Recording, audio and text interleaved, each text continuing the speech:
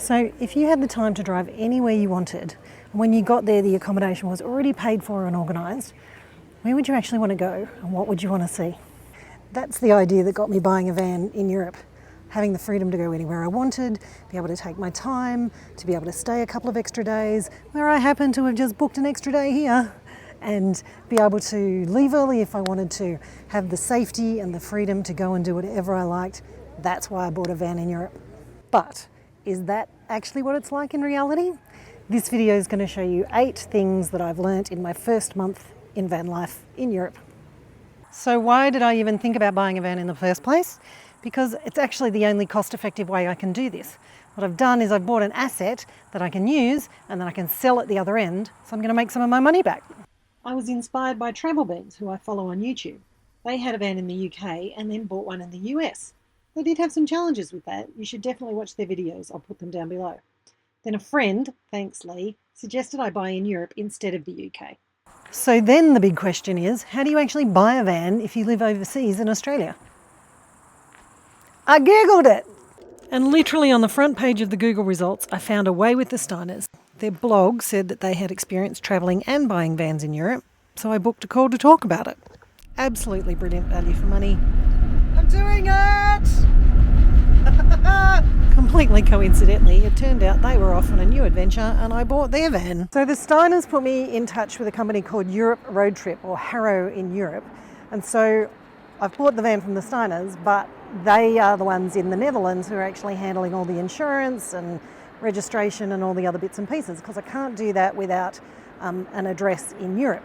So there's lots of companies out there that do this kind of stuff, but I would really strongly recommend that you give the Steiners a call because they were absolutely brilliant. You can also see them on YouTube because Away With the Steiners is a YouTube channel that you can get a really good idea about who they are and what they're like. And I think they're really good people. I've had my first shower this morning. It's pretty good, except I ran out of water. So living essentials. Where do you actually sleep at night? How do you get water? How do you empty the toilet? All those other exciting things. That's actually worked out really easily. Oh, just before we go, can I just show you? Yeah, I'm in this car park. Can you see castle? Castle. There's a castle. Right there. How do you find a camping spot? Well, there's an app for that. There's actually quite a lot of apps for that. Let me show you. One of the sites I've been using is Search for Sites. So this little app comes up and it'll show you a little map. And look, this is actually telling you where I am. I'm in Liechtenstein. And I can click on that little thing right there and it'll tell me, oh look, here is a parking place that I can go and have a look at. This is actually where I stayed last night. And so it'll tell you there's overnight parking, tells you where it is, gives you the satellite navigation, how far you're currently from, when it's open, what different facilities are available, and then you can actually read the reviews so that you can actually decide whether you think it's safe enough or whatever.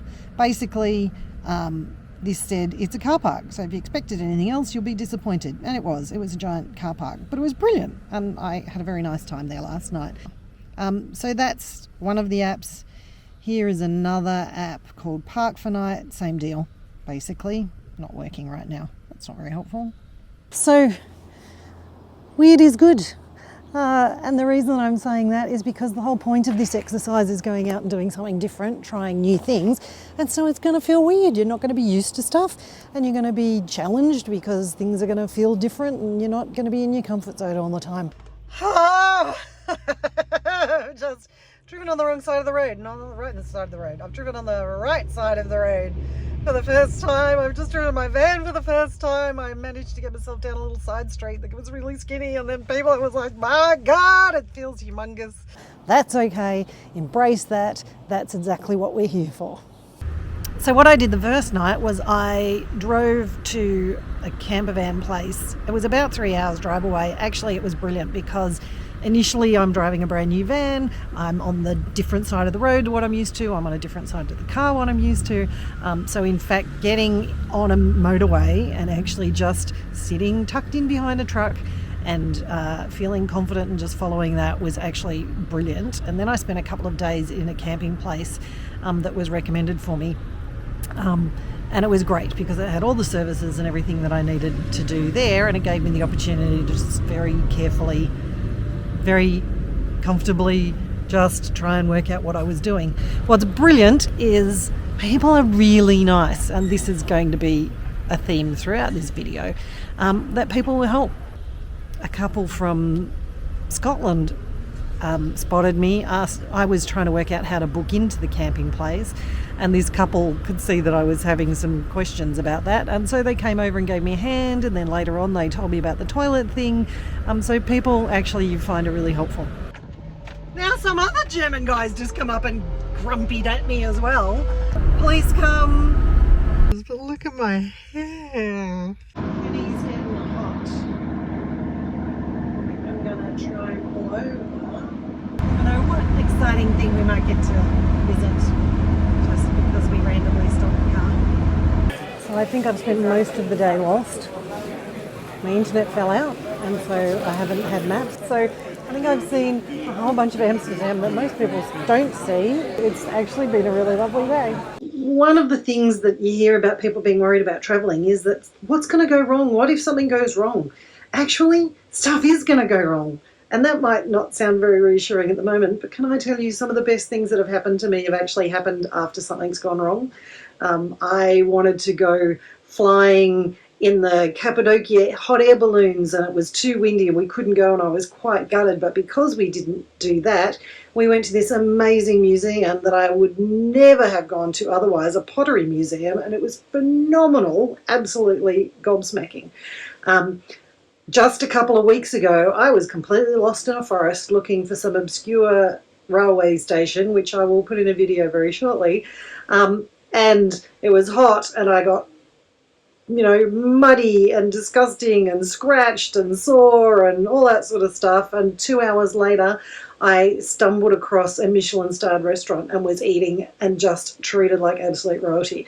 So oftentimes the stuff that goes wrong is actually brilliant. The stuff that went wrong is not necessarily brilliant, but you can actually end up having an absolutely brilliant time after the stuff goes wrong. So don't worry about stuff going wrong. Stuff goes wrong at home. You'll work it out. You've lived this long, you'll be able to work it out. You'll sort it. It'll all work out in the end. Came out and there was a leak under the car. And when I googled mechanic, there was one 50 metres from me, which turned out to be a truck mechanic. But I went in there, they were amazing. They just stopped, came and looked at my stuff. The second guy who came out, Nico, amazing. He had a poke around and went, and I went, right. Okay, so he's worked out what it is, which is good. He said it wasn't good, but I went, knowing what it is better than not knowing, so this is good. He then goes, come inside and I'll see if I can find the parts. So he finds the parts. It rings a mechanic who's up the road who could have done it, but not for 4 weeks. He rings around, so they've rung back and they've confirmed that they can definitely get the parts. He's given me the address, it's 20 minutes from where I was. He's saying they might be able to do it tomorrow or the next day. How really lovely and generous. Can I say, I see lots of things on Facebook where people are going, I'm scared about travelling. What happens if I break down? What happens if something happens? People are mean. I'm scared of people. Everybody who I have spoken to has been amazing. People can't help you enough. It's just really, really fabulous. And I think if you treat people with respect and kindness, they treat you with respect and kindness also. So shout out to Nico,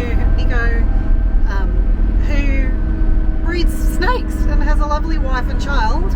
And when you guys come to Australia, let me know and I'll pick you up from the airport. Brilliant. Having this push bike is my next hot tip. It's been absolutely phenomenal. It means that I've been able to cover a heap of ground. So instead of walking to lots of different sites and things like that and actually getting quite tired out, I can cover a lot more ground and get to things a lot quicker, see things more quickly, not be as tired as the end. The next lesson I've learned is how much stuff you need, and that is, in fact, quite a lot less than you think. When I packed, I thought I was going to pack light, and I ended up packing 29 kilos. I don't even know how it got that heavy, actually. It was really weird. My clothes, I haven't found, I mean, I can see how particularly glamorous I look today, but I'm actually really warm and snuggly, and that's all I'm actually caring about. I really could drop probably half my clothes that I currently have. Money-wise, I don't actually need a lot. I do have a little solar panel on top of the roof, so I can pretty much fend for myself as far as electricity is concerned.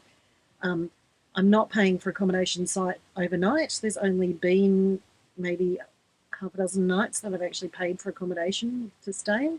I'm eating at home most of the times. I'm not spending a lot of money out occasionally. I did have a very fancy dinner, which I spent some serious money on, which you'll hear about in another video. And I've paid for some activities, which also you'll hear about in some upcoming videos. But actually, there's an awful lot of free stuff to do. So my expenses have actually come down really significantly. One thing that is driving me absolutely bonkers is internet, and that is particularly, I think, because I'm trying to upload videos and learn lots about videoing and doing that kind of stuff. So I'm probably quite internet heavy. I need to get a better solution for internet. If anybody out there has a really good solution, please put a comment, because it's not working for me currently, and I'm spending too much time in McDonald's car parks trying to upload videos. So yeah, you don't actually need a lot. You'll never guess where I am, but I'm in that place where I can get the free Wi-Fi because I'm about to upload this video. So if you would like to see some of those things that I talked about in the video, like the fancy restaurant I went to and the other silly things that have happened to me, other activities, one will be going round and round really fast. Click on subscribe and then you'll know when that video comes out.